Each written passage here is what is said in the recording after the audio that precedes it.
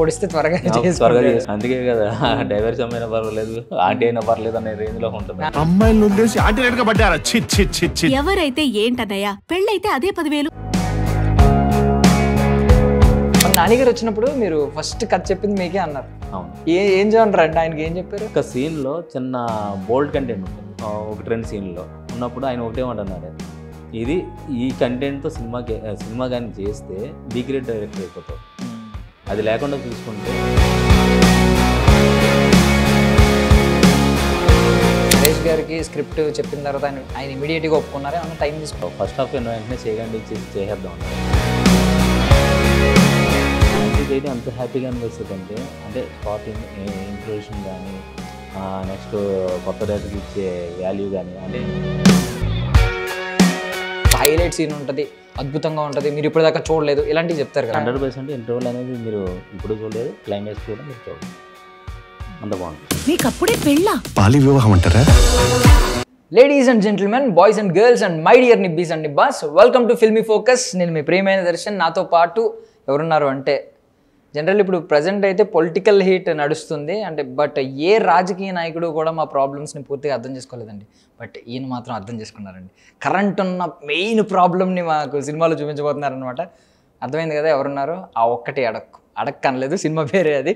Director మనతో పాటు ఉన్నారు, మళ్ళీ అంకం గారు. మాట్లాడేద్దాం. హాయ్ సార్, ఎలా ఉన్నారు? బాగున్నాను, మీరు ఎలా ఉన్నారు? బాగున్నానండి.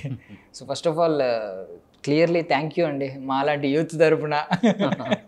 ఎందుకు అనుకుంటున్నారు, ఆ ట్రైలర్లో లాస్ట్ డైలాగ్ పెట్టారు కదా, వీలైతే అలా నోరు ముయించండి, లేదంటే కొత్త సెక్షన్ పెట్టి వాళ్ళ లోపల వేయించండి, ఎవరినన్నా సంబంధాలు చూడమని చెప్పండి అని చెప్పి. చాలా ఒక పెద్ద మేజర్ ప్రాబ్లం ఇండియా మొత్తంలో ఇప్పుడు యూత్ ఫేస్ చేస్తున్న problem. So first of all ఈ థాట్ ఎందుకు సార్, దీని మీద, ఈ సబ్జెక్ట్ మీద ఎందుకు సార్ సినిమా? యాక్చువల్లీ నేను అంటే మళ్ళీ 10th గెట్ టుగెదర్ ఉంటుంది కదా, అక్కడికి వెళ్ళిన తర్వాత మేమందరం స్టేజ్ మీదకి వెళ్తా ఉన్నాం. ఒక నలుగురు మాత్రం రావట్లే. ఏంటంటే అలా మా అందరికి పెళ్ళి అయిన కానీ అతనికి వాళ్ళకి నలుగురికి పెళ్ళి అవ్వాలి. వచ్చి కిందకు వచ్చిన తర్వాత అడిగాను, పైకి రావచ్చు కదా అంటే, పైకి వచ్చిన తర్వాత పెళ్ళి ఇప్పుడు ఎవరైనా అడుగుతారు, అబ్బా ఎక్కడ తొట్టుకుంటారా బాబు అన్నారు. కట్ చేస్తే నేను వాళ్ళ ఇంటికి వెళ్ళాను. వాళ్ళ ఇంటికి వెళ్తే వాళ్ళ ఇంట్లో చెప్పేది కూడా ఏంటి, మా వాడికి ఏమైనా సంబంధం ఉంటే చూడండి, ఇవే మాటలు. అంటే వాళ్ళు చాలా పెయిన్ ఫీల్ అవుతున్నారు. ఆ పెయిన్ నేను చెప్పాలని చెప్పే ఉద్దేశంతో స్టార్ట్ చేశాను. సో ఇందులో ఇప్పుడు 2 యాంగిల్స్ ఉన్నాయి. అంటే ఒకటి పెళ్ళి పాపం వాళ్ళ బాధ్యత వాళ్ళు తీర్చుకోవాలని పేరెంట్స్ చూస్తూ ఉంటారు. బట్ వీళ్ళ విషయానికి వచ్చేసరికి వీళ్ళకేమో కొంచెం సెటిల్ అయ్యాక చేసుకుందామని, కొంచెం లేట్గా చేసుకుందామని, వాళ్ళ స్వాతంత్రం కోసం వాళ్ళు చూస్తూ ఉంటారు. ఇది నాకు తెలిసి అమ్మాయి విషయంలో కనిపిస్తుంది, నాకు హీరోయిన్ విషయంలో లైట్గా స్టోరీలో. యా ఓకే, ఇప్పుడు మీరు 2 చెప్పాలనుకుంటున్నారు కదా? 2 చెప్పాలనుకుంటున్నారు. రెండిట్ల గురించి ప్రతి ఒక్కరు కూడా మ్యాక్సిమం ఏంటంటే, ఇప్పుడు ఉన్న యూత్ అందరంటే సెటిల్ అయితే మంచి లైఫ్ ఉంటుంది, వచ్చే వాళ్ళని బాగా చూసుకోవచ్చు అనే ఫీలింగ్తో ఉంటారు. దానివల్ల ఏముందంటే సెటిల్ అయ్యేటప్పటికి ఏజ్ పెరిగిపోతుంది. ఎప్పుడైతే ఏజ్ పెరిగిపోతుందో వచ్చే సంబంధాలు ఆగిపోతున్నాయి. ఆగిపోయిన తర్వాత వీళ్ళ పాటలు ఏంటంటే ఎలా పడితే ఎలా ఉంటున్నాయి. దీన్ని ఈ యొక్క ఎమోషన్స్ని చాలా మొత్తం సొసైటీ అంతా ఎలా ఆడుకుంటుంది, దాన్ని ఎలా క్యాష్ చేసుకుంటుంది అనేది ఇందులో మెయిన్గా చెప్పింది. ఓకే ఓకే, సినిమా గురించి పక్కన పెట్టి ఓవరాల్గా ఎంట్రీ ఎండింగ్లో అడగాల్సిన క్వశ్చన్ ఇప్పుడు అడుగుతున్నాను. సో ఇదంతా సినిమా అంతా కంప్లీట్ అయింది కదా, ఏం సజెషన్ ఇస్తారంటే, త్వరగా పెళ్లి చేసుకోవాలా, కొంచెం ఏజ్ పెరిగిన తర్వాతే చేసుకోవాలా? ఎందుకంటే ఒక్కొక్కరితో ఒక్కొక్క ఆలోచన. పేరెంట్స్ ఆలోచన ఏమో త్వరగా పెళ్లి చేసేయాలి, బాధ్యత తీరిపోద్ది. వీళ్ళ ఆలోచన ఏమో సెటిల్ అయిన తర్వాత కంప్లీట్గా మెచ్యూర్డ్గా ఒక స్టేబుల్ పొజిషన్లో ఉన్నప్పుడు చేసుకోవాలని. మీరేం చెప్తారు? నేనైతే 25 నుంచి 27 లోపల పెళ్లి చేసుకుని చెప్తాను. ఎందుకంటే చేసుకున్నది ఇప్పుడు వచ్చిన అమ్మాయి కోసం మనం ఎలా కష్టపడి పోషిస్తాం, 100% పోషిస్తాం. సెటిల్ అయ్యాకే పెళ్ళి అనేది పక్కన పెట్టి ముందు 27 ఆ రేంజ్లో పెళ్లి చేసుకుంటే మనకి పుట్టే పిల్లలకి మనకి 50 వచ్చేటప్పటికి వాళ్ళకి 25 ఎంత వస్తుంది, వస్తే మనం హ్యాపీగా ఉండొచ్చు. మీరు కూడా కొంచెం పేరెంట్స్కి అట్రాక్ట్ అవుతున్నారు, కొంచెం వాళ్ళ ఆలోచనే ఉంది. ఈ 50 వచ్చేటప్పటికి మనం సెటిల్ అవుతాం, కొంచెం పేరెంట్స్ అదే పిల్లలు అందుబాటులోకి వస్తారు, ఇలాంటి ఆలోచనలు. ఇప్పుడు కంటెంట్లోకి వెళ్ళిపోతాం. మీ హీరో ఏజ్ ఎంత అండి సినిమాలో? మీరు 27 లోపు చేసుకోవాలంటున్నారు. 35+ అంటే ఏజ్ అనేది చేయలేదు. కానీ ఇక్కడున్న ప్రాబ్లం ఏంటంటే, మాకు హీరోకున్న ప్రాబ్లం ఏంటంటే, తమ్ముడికి పెళ్ళి అయిపోయింది, అన్నకి పెళ్ళి అవ్వాలి. ఎప్పుడైతే తమ్ముడికి పెళ్ళి అయిపోయిందో ఈ హీరోలో ఏదో లోపం ఉందనే ఉద్దేశంతో సంబంధాలు రావడం అనేసి. ఓకే, తనం కూడా సెటిల్ అయ్యి పెళ్లి చేసుకుందాం ఉద్దేశంతో ఆగిపోయి.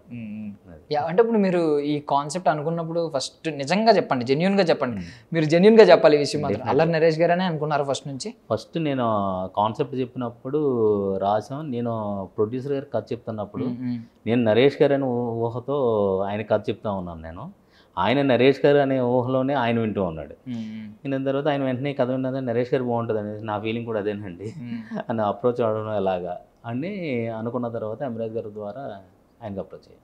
బట్ సిన్సియర్లీ అంటే ఆఫ్టర్ సెకండ్ కమ్బ్యాక్ అంటారు కదా, ఇప్పుడు సెకండ్ ఇన్నింగ్స్ ఏదో అంటే అలా అనకూడదు కానీ గ్యాప్ తర్వాత మళ్ళీ ఆయన స్టార్ట్ అయ్యారు. మళ్ళీ ఫస్ట్ మీదే మళ్ళీ ఆ నరేష్ గారిని ఒక 15 ఏళ్ల క్రితం నరేష్ గారిని మళ్ళీ చూపిస్తుంది మీరే అనమాట బేసికల్లీ. బట్ అంటే మీరు కో డైరెక్టర్ కింద వర్క్ చేశారు జంబలకడి పంబ. జంబలకడి పంబ చేశాను, రాజు మహారాజ్ చేశాను. ఇంకోటి ఏంటంటే రాజు మహారాజ్, శర్వానంద్ అండ్ దానికి కో డైరెక్టర్. నాకు ఇది జంబలకడి పంబ తెలుసు. ఇది అన్సాటిస్ఫైడ్ షార్ట్ ఫిల్మ్ ఒకటి తీశారు కదా. అయ్యా ఎవరు చెప్పారు వాళ్ళగా తెలిసిందండి.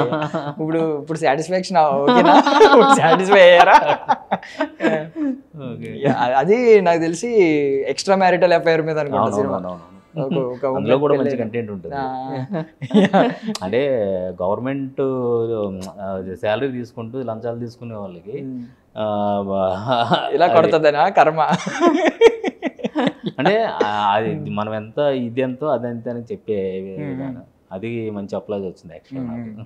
అదే మీరు సొసైటీలో ఉన్న ఇష్యూస్ ని కరెక్ట్ గా పిక్ చేసుకుంటారు. ప్రతి దాంట్లో ఒకటి ఉంటుంది.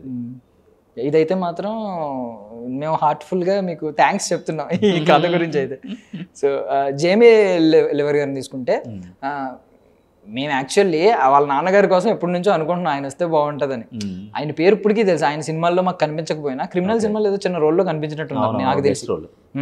బట్ ఆయన ఒక్క సినిమా కూడా మేము చూసి ఉన్నాం. ఏదో అక్కడక్కడ క్లిప్స్ చూసి ఉండొచ్చు, లేదంటే హిందీ సినిమాలో అప్పుడప్పుడు మాకు అంత తెలియదు. బట్ స్టిల్ అందరికీ తెలుసు ఆయన పేరు, అందరికీ తెలుసు. ఆయన తెలుగు సినిమాల్లోకి రావాలని అందరూ కోరుకుంటూ ఉంటారు. బట్ మీరు వాళ్ళ అమ్మాయిని ఎలా లాక్కొచ్చారు ఇక్కడికి? యాక్చువల్లీ ఒక రోజు అంటే ఈ మరదల క్యారెక్టర్ టామ్ అండ్ జెర్రీలా ఉండాలి, హీరో గారికి కౌంటర్లు వేసే అమ్మాయిలా ఉండాలి అనుకున్నప్పుడు చాలామందిని అనుకున్నాం. ఒకరోజు నరేష్ గారు చూసి పాప్కార్న్ అని ఒక వెబ్ సిరీస్ చేశానండి, అమ్మాయి ఎక్స్ట్రాడినరీ చేసింది అమ్మాయి అన్న. మేము చూసి చాలా బాగుంది అనుకున్నాం.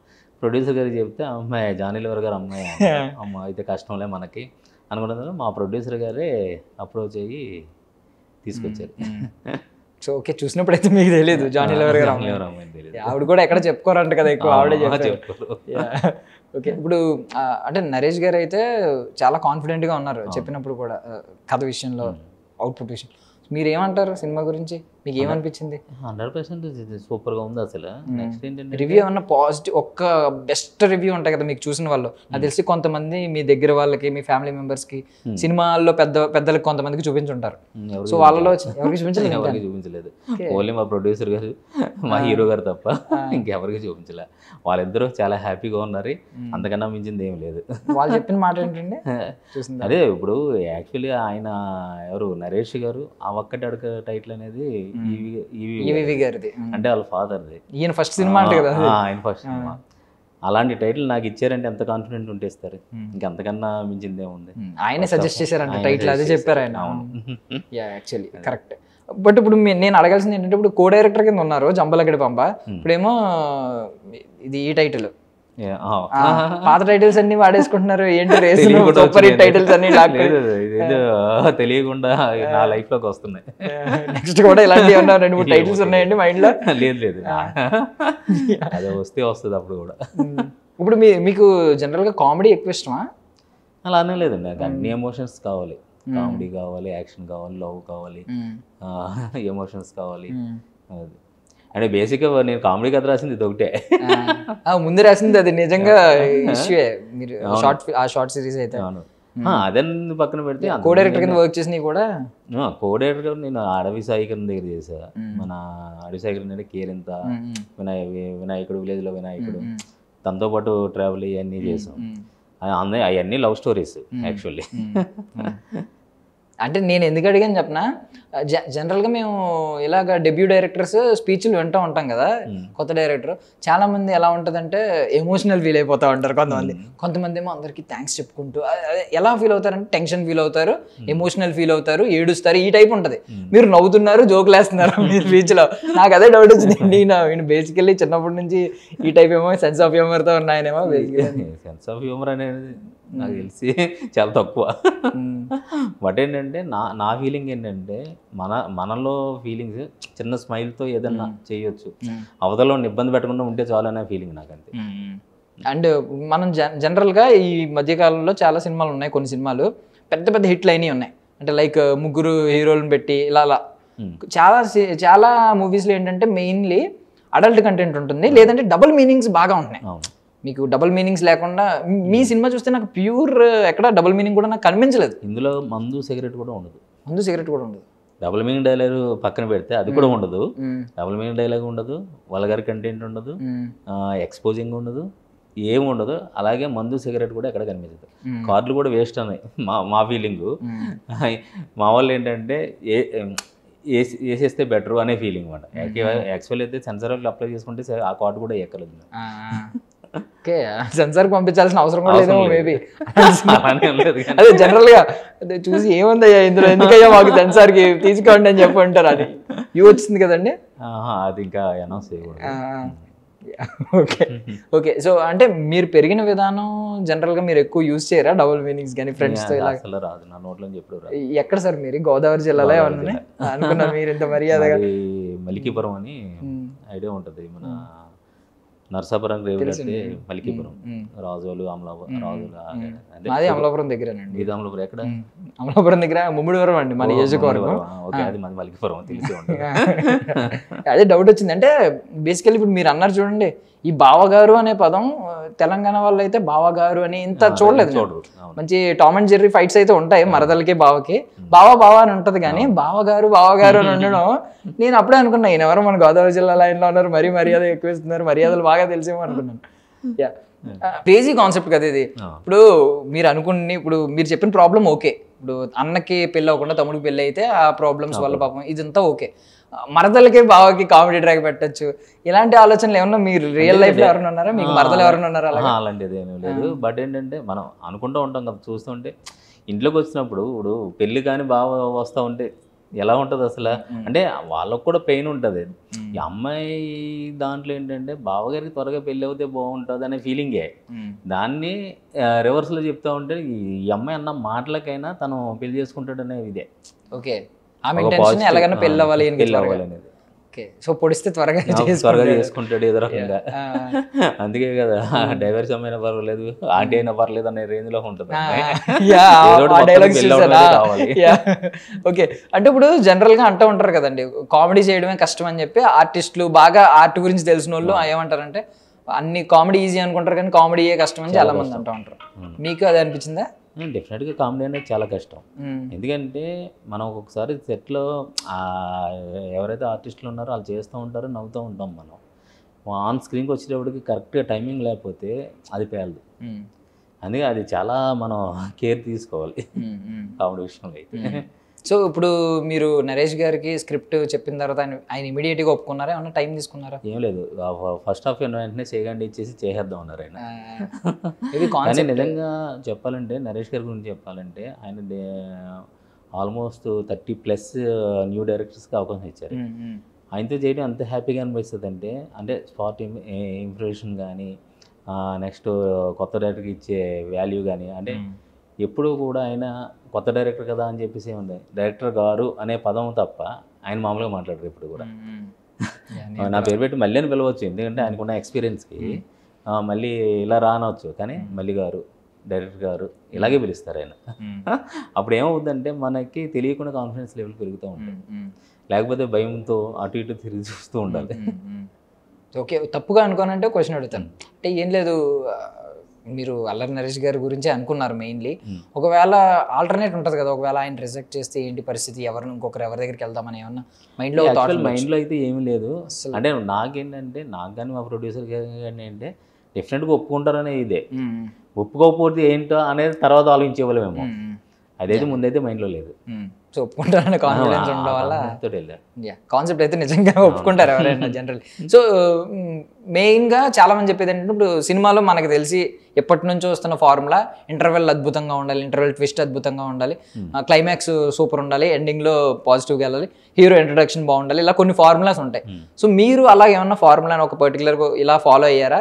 లేదు మీ సినిమాలో ఏమన్నా పర్టికులర్గా ఈ పొజిషన్లో ఒక హైలైట్ సీన్ ఉంటుంది, అద్భుతంగా ఉంటుంది, మీరు ఇప్పటిదాకా చూడలేదు, ఇలాంటివి చెప్తారు కదా? ఇంటర్వెల్ అయితే ఇప్పటివరకు మీరు చూడలేదు.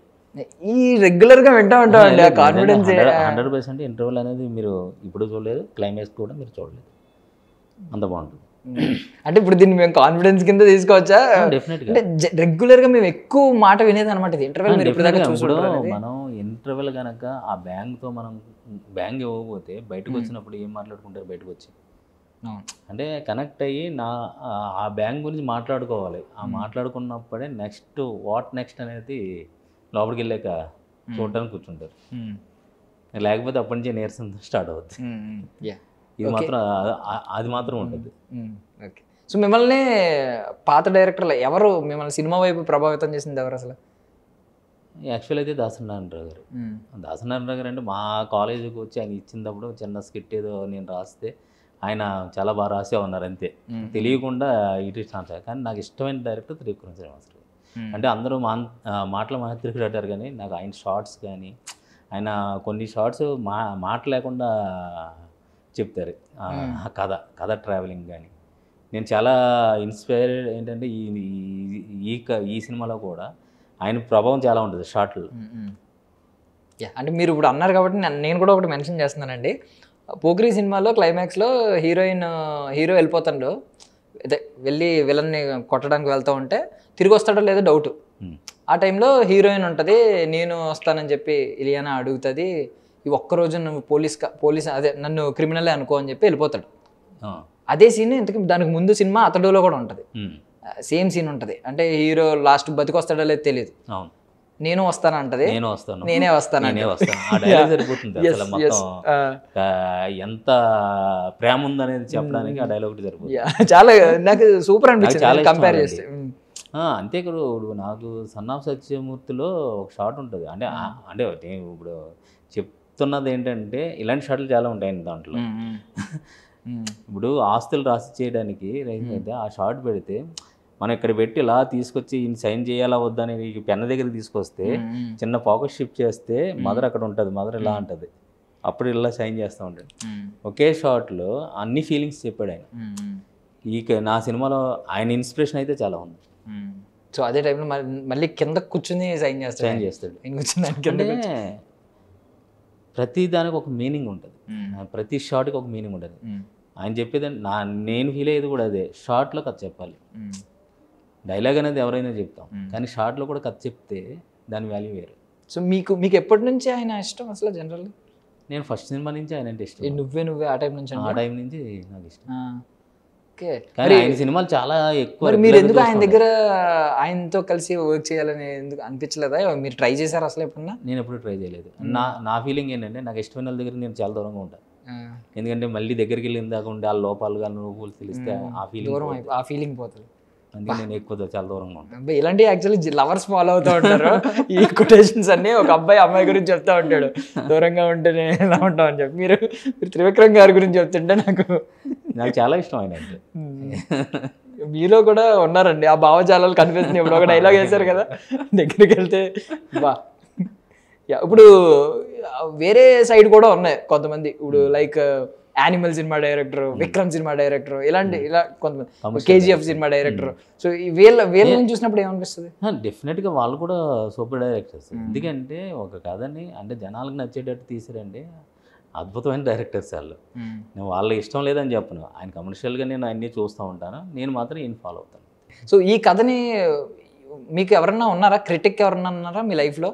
ఎవరితో అన్నా షేర్ చేసుకుంటూ ఉంటాం కదా, ఒకరు ఉంటారు పర్టికులర్గా. మీకు ఏదన్నా థాట్ వచ్చినా, లేదంటే సినిమా పూర్తయిన తర్వాత వాళ్ళకి చెప్పడం, ఏ హీరో నేను సజెషన్ అడగడం, ఇలా ఒకరు ఉంటారు మనకి కంపానియన్. వాళ్ళైతే మీరు ఇప్పుడు నాకు చెప్పారనుకోండి, నేను పాజిటివ్గా చెప్తాను, అయ్యో సూపర్ ఉంది. బట్ వాళ్ళు మాత్రం మొహమ్మద్ చెప్తారు, ఈవెన్ బాగున్నా కూడా కొన్నిసార్లు లోపాలు ఎదుగుతూ ఉంటారు. అలాంటి క్రిటిక్ మీ లైఫ్లో ఎవరైనా ఉన్నారా? నాకు తెలియని పర్సన్స్ అంతా నా క్రిటిక్స్. తెలియని పర్సన్స్ నేను వాళ్ళకే చెప్తాను, తెలిసిన వాళ్ళకి చెప్పాను. ఎందుకంటే తెలిసిన వాళ్ళకి చెప్తే ఏమవుతుందంటే నా గురించి నా మొహడం ఎస్ అనవచ్చు, నా మీద కోపంతో ఇది బాగోలేదని అనవచ్చు. అందుకే వాళ్ళని దూరం పెట్టి తెలియని పర్సన్కి చెప్తూ ఉంటాం. అంటే మీ ఇమేజ్ కూడా దృష్టిలో పెట్టుకుని వాళ్ళు కథను ఆ దృష్టిలో చూస్తారు. త్రివిక్రమ్ గారి భావజాలన్నీ కనిపిస్తున్నాయి. గడ్డం కూడా అందుకే పెంచుతున్నారా? అలాంటి మీ గడ్డం కూడా చేస్తుంటే పెద్ద పెద్దలతో పోల్చొద్దు, ఎందుకంటే ఆయన చూసి పెరుగుతున్నాం మనం. ఇప్పుడు మొన్న ఈవెంట్లో అన్నారు, చిట్టి మర్చిపోతారు ఇప్పుడు నుంచి సిద్ధి అంటారని.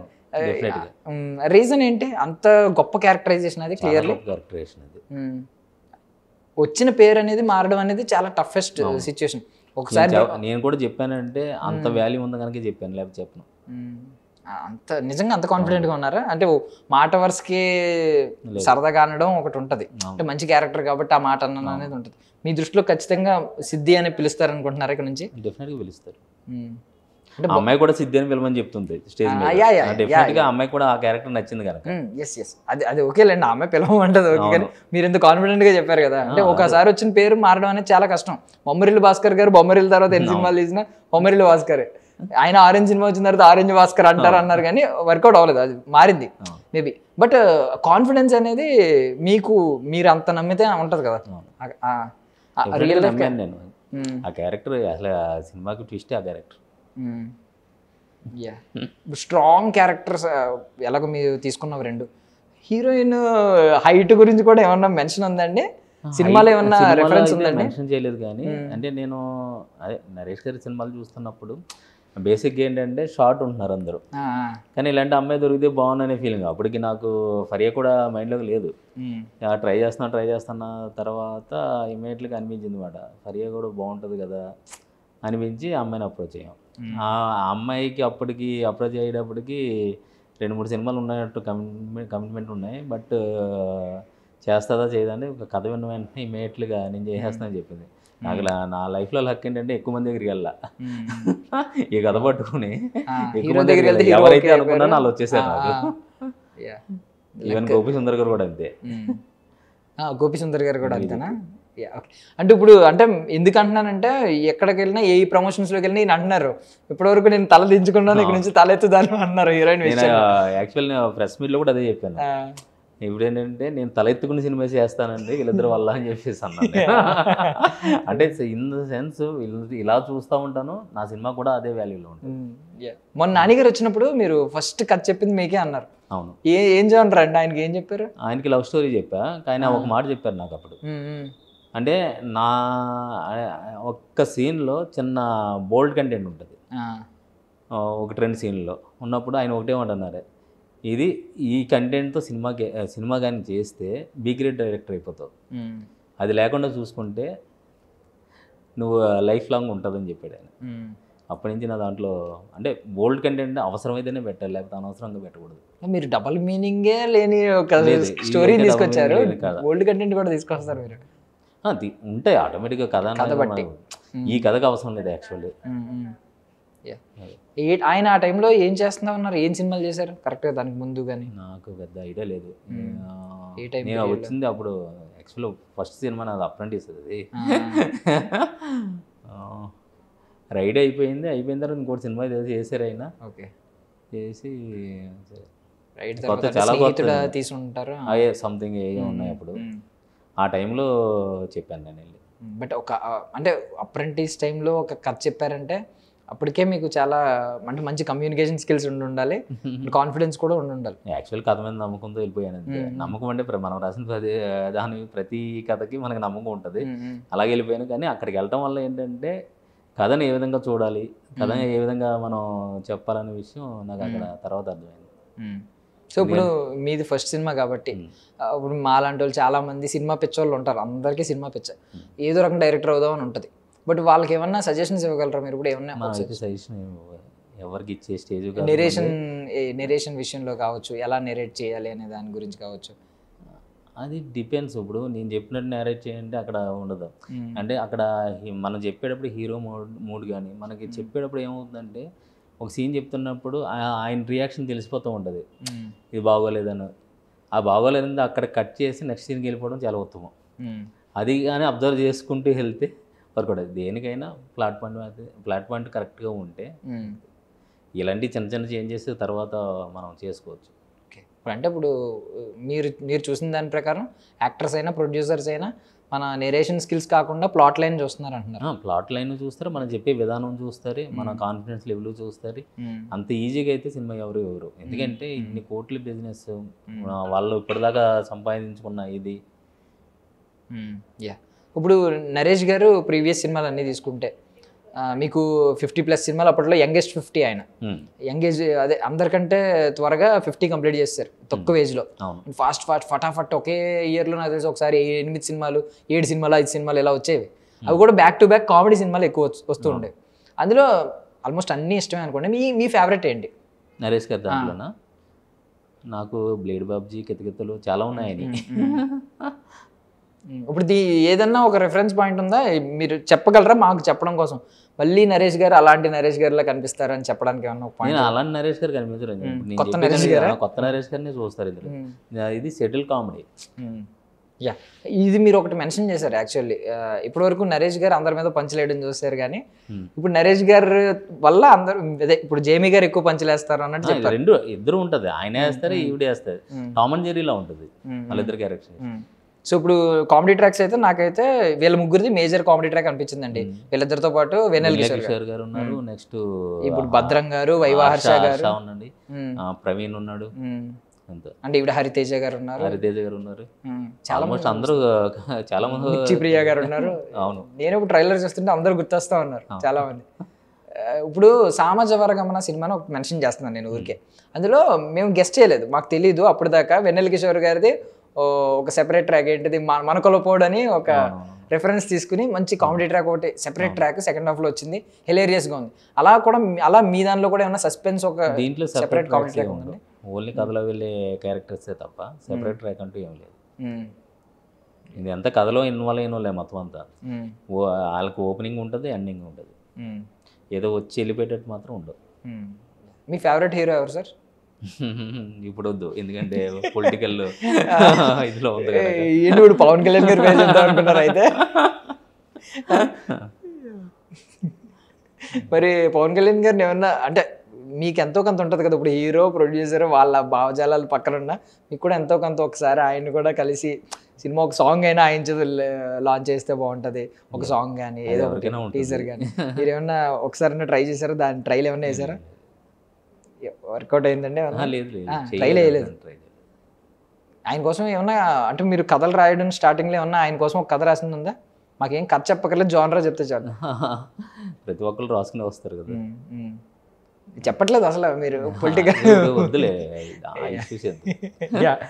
ఓకే, పోనీ ఇది తీసేయండి. మామూలుగా నెక్స్ట్ ఎలాంటి జానరా తీసుకోబోతున్నారు? ఇప్పుడు అయితే కామెడీ, కంప్లీట్ కామెడీ ఎంటర్టైనర్. ఇది మనం ఈ జానర్లో వెళ్ళాలి అనేది ఏం లేదు. నా దగ్గర అయితే 15 కథలు ఉన్నాయి.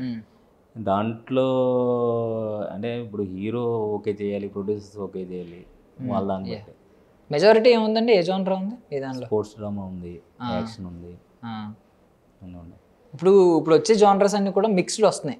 అంటే ఇంతకుముందు థ్రిల్లర్ అంటే థ్రిల్లర్ ఉండేది, ఇలా ఉండేది. ఇప్పుడు ఇంటెన్స్ క్రైమ్, రొమాంటిక్ థ్రిల్లర్ అంటున్నారు, ఓ 4-5 జానరాలు కలిపి. సో ఇప్పుడు ఇందులో కూడా ఏమన్నా అలాగా 4-5 జానరాలు మిక్స్ అయ్యి ఉంటాయి అంటారా? మా కథలో మన కథలో లేదు. ఫ్యామిలీ ఎంటర్టైనర్ ప్యూర్గా క్లీన్గా అంటే చేస్తారు, క్లీన్గా స్టార్ట్ చేస్తారు. నెక్స్ట్ ఏమన్నా అలాంటి ఆలోచనలు ఉన్నాయి మిక్సింగ్? అదే కథ డిమాండ్ పెట్టి ఏదైనా కూడా.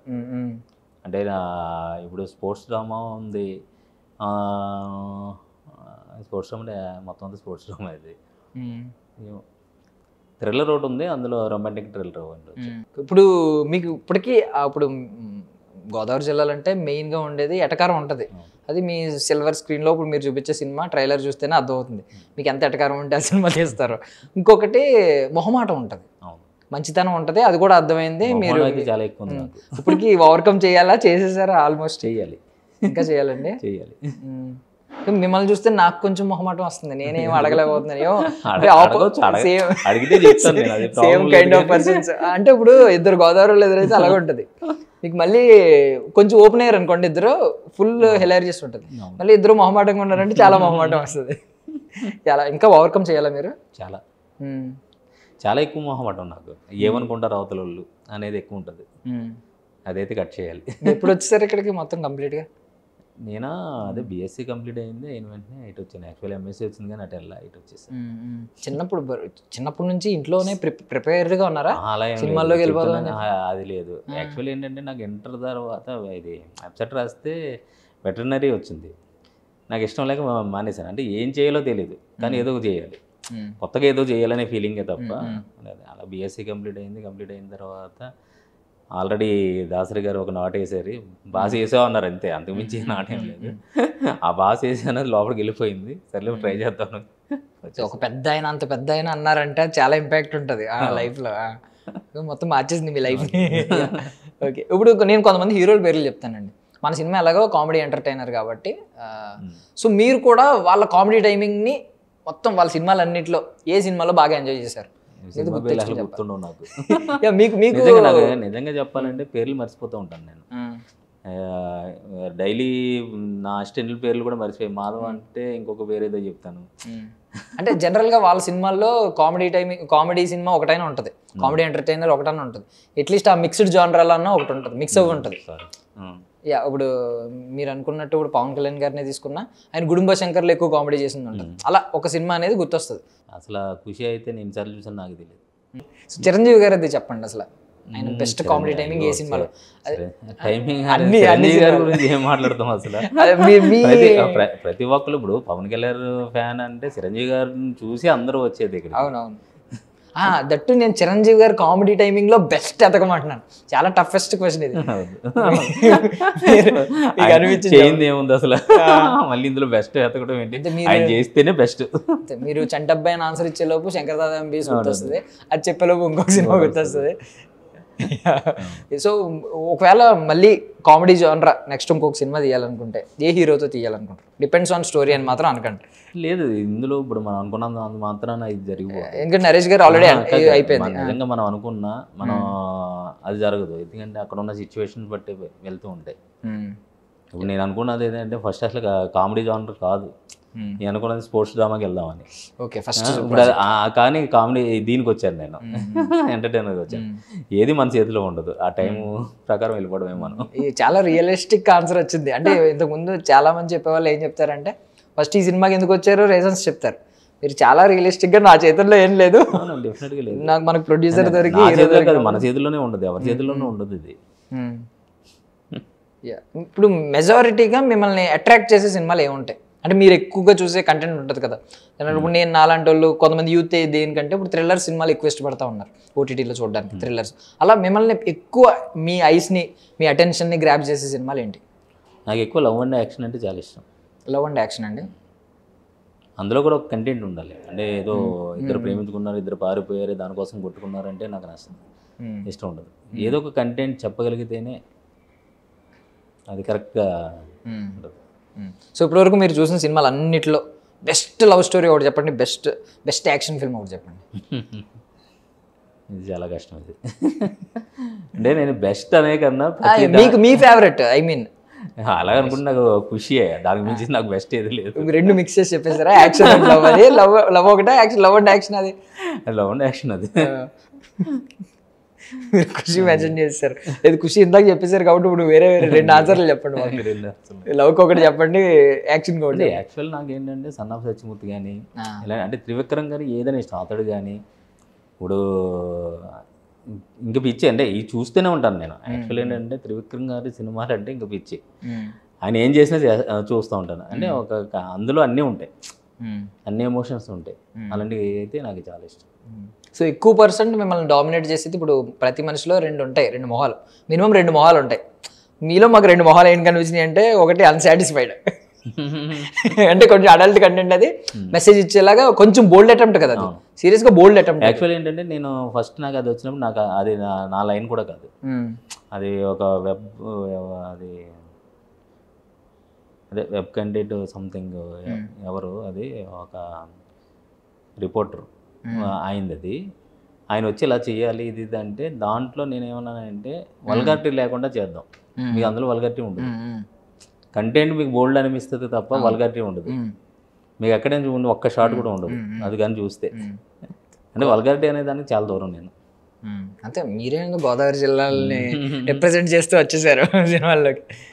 సో నెక్స్ట్ కూడా ఎప్పుడు ఏ సినిమాలో కూడా మీది వల్గారిటీ కానీ బోల్డ్ సీన్స్, ఐ మీన్ కంటెంట్లో కాదు సీన్స్లో బోల్డ్ కానీ మేము చూడమండి. డెఫినెట్ అలా లేదు, డెఫినెట్గా అవసరం అయితే పెడతా. యానిమల్ లాంటి సినిమాలు మీ నుంచి ఎక్స్పెక్ట్ చేస్తాం మేము. ఏమో చేయొచ్చు, చేయకూడదనే లేదు, చేయొచ్చు. అంటే అందులో కూడా ఒక ఎమోషన్ కంటెంట్ ఉంది కదా, అది దాన్ని ట్రావెల్ ఏదైతే ఉందో దానివల్ల ఆడుతుంది తప్ప బోల్డ్ కంటెంట్ వల్ల ఆడలేదు. యా బట్ అంటే అలాంటి కంటెంట్ రన్లో అయితే ఇలాంటి నేను యాక్సెప్ట్ చేస్తాను. అందులో లవ్ మధ్య వచ్చే రొమాన్స్ అది, అలాంటికి మనం కొంచెం దూరం అంటారా? దూరం కదా, అలాంటివి అయితే యాక్సెప్ట్ చేస్తాం. ప్రత్యేకించి మనం బోల్డ్ కంటెంటే పెడదాం అంటే నేను అసలు సంబంధం లేకుండా పెడుతూ ఉంటారు. ఈవెన్ సాంగ్లో కూడా నాకు అదే ఇష్టం ఉండదు. సో ఇప్పుడు సాంగ్స్ ఏంటంటే సాంగ్స్ విషయంలో ఏమన్నా మనకి పాత ఫార్ములా ఒకటి ఉండేది అప్పట్లో, ఇన్ని సాంగ్స్ ఉండాలి, 6 సాంగ్స్ ఉండాలి ఇలాగా. ఇప్పుడు కొన్ని సినిమాలు అయితే సాంగ్సే లేకుండా వస్తున్నాయి, కొన్ని 4 వస్తున్నాయి, కొన్ని అసలు ఆ ఫార్మేట్ మారిపోయింది. ఒకప్పుడు ఐటమ్ సాంగ్ ఖచ్చితంగా ఉండాలి, హీరో ఇంట్రడక్షన్ సాంగ్ ఉండాలి, వాళ్ళ లవ్ స్టోరీ ఉండాలి, సాడ్ సాంగ్ ఒకటి ఉండాలి, ఇవన్నీ ఉండే ఫార్ములా. లవ్ స్టోరీ అనగానే సాడ్ సాంగ్ కూడా ఉండాలి. సో ఇప్పుడు మీ దానిలో కూడా అలాంటి ఏమన్నా ఫార్మేట్ ఉందా? సాంగ్స్ మొత్తం అంతా ఎన్ని సాంగ్స్ ఉన్నాయండి? మొత్తం 4 సాంగ్స్. 4 కూడా సిచ్యువేషనల్. ఏ ఫార్మేట్ ఫాలో అవ్వలేదు. అదే కమర్షియల్ కథ అయితే డెఫినెట్గా అవి వస్తాయేమో, అంటే ఈ కథకు అవసరం లేదు. సో ఫైనల్లీ మీరు ఇప్పటివరకు విన్న దానిలో మీ కాన్సెప్ట్ విన్న వాళ్ళు కానీ, మీ స్టోరీ విన్న వాళ్ళు కానీ బెస్ట్ కాంప్లిమెంట్ ఏంటి? బాగుందని, బాగుంది, ఫ్లాట్ పాయింట్. బాగుంది అనేది బెస్ట్ కాంప్లిమెంట్ అండి. అదే చెప్తున్నాను కదా నేను. అంటే నాకు ఫస్ట్ నుంచి అది ఎలా అంటే, మనం అడిగితే అందరూ బాగుంది అంటారు. అవునవును. ఫైనల్గా మనం చెప్పాల్సిన ఆడియన్స్, వాళ్ళు చెప్పిన తర్వాత నేను నమ్ముతా. అప్పటి వరకు అయితే నా వరకు నేను ఎంత బాగా చేశాను అనే దాని మీదే ఉంటుంది. నేను చేశాను, నేను సాటిస్ఫై అయ్యాను, ఓకే, మనం కష్టపడ్డాం, రిజల్ట్ అనేది ఆడియన్స్. సో గోదావరి జిల్లాల కోసం ఏమన్నా ప్రత్యేకమైన షోలు ఏమైనా వేస్తున్నారా? అలాంటిది లేదు కదా. మీ అంటే అక్కడ మీ యువత, మీ బ్యాచ్ ఎలా ఉంటుంది కదా, మళ్ళీ అంకం గారి యువసేన ఇలాంటివి ఏమి లేవు. ఇవన్నీ ఎలా ఉంటాయి అంటే, మనం సక్సెస్ అవుతున్నామంటే ఇవన్నీ వచ్చేస్తాయి, అప్పుడు వస్తాయి. లేదనుకో ఎవరు మనల్ని పట్టించుకునే వాళ్ళు ఉంటారు. ఇప్పుడు అట్ల కోసం మనం అది థింక్ చేస్తే ఇది మర్చిపోకూడదు. సో గోదావరి యాసలో ఒక మాట ఏదైనా ఎండ్ చేయండి. ఒకటి గోదావరి యాసలో ప్రేక్షకులకు చెప్పండి, సినిమాకి రండి. మే 3 వచ్చి మాత్రం అందరూ చూడండి అంతే. అలా మాట్లాడతారు అనుకున్నాను, నేను మాట్లాడలేదు. Okay, so thank you so much అండి. వచ్చి కూడా 10 years పైన అయిపోయిందేమో, గుర్తు కూడా. అవునవును, మళ్ళీ అక్కడికి వెళ్తే మేబీ ఆ ప్రజలు కలిస్తే మాత్రం వచ్చేస్తాయి. చాలా ప్యూర్ సోల్ లా కనిపించారు మాకైతే. ఆ గోదావరి దాన్ని ఏమంటారు, బ్లడ్ లో ఎంత మిక్స్ అయిపోయినా వాటర్ ఇంకా పోలేదు, అదే ప్యూరిటీ, అదే అమాయకత్వం, అదే మంచిదనం, అదే ఎటకారం అన్నీ ఉన్నాయి అనమాట. So I wish you all success sir. Thank you. So cinema అయితే మేము కూడా ఎగరగా వెయిట్ చేస్తున్నాం. మేము రివ్యూ పోస్ట్ చేసి మిమ్మల్ని ట్యాగ్ చేస్తాం ఇన్స్టాగ్రామ్. థ్యాంక్ యూ అండి. That's all for now. This is Darshan signing off.